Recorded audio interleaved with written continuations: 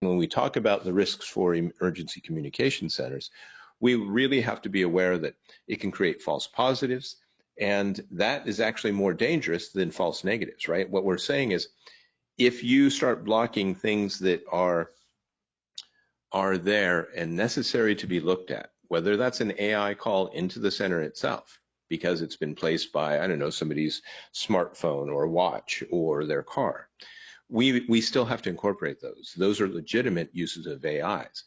And we have to make sure that we're not simply blocking those because we assume it's AI or it looks like AI or it behaves as AI, because it actually is, but it's a legitimate use of AI. So we have to recognize that as really more important than answering a call that wasn't, right? Or dealing with a thing, unless it also contains malware, et cetera. So there are both sides of that equation, and we really have to do it.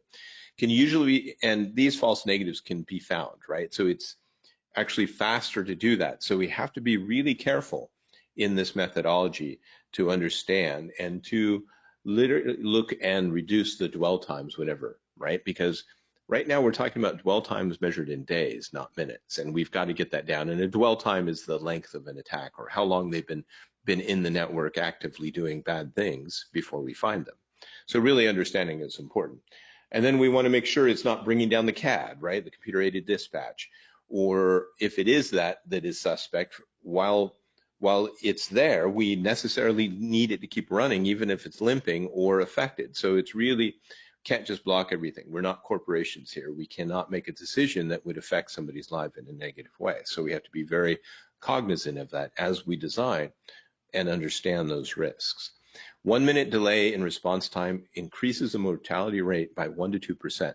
That's each minute, and it's cumulative, right? So 10 minutes, 20%, right? And if we get to 100 minutes, we're near 100% likely that if it was a life-threatening situation, that now they're not going to make it. So it's really important that we get that and we understand that. Through that, we design it into our methodologies. And when we look at this, for hospitals, et cetera, why? Because they continue to get hit because they're not using very good defense. And I've heard the statistics are as low as 10 minutes per hospital. That's how long it takes to hack in. That's not good enough. We need to step up that game, because whether you're just from public safety or from the healthcare industry as well, we're all interconnected. So we really have to understand it. And building fires typically grow by 20% per minute. Once again, how quickly we get there. And if we're not responding because we're assuming AI or we're using AI in a negative way, we have to be careful.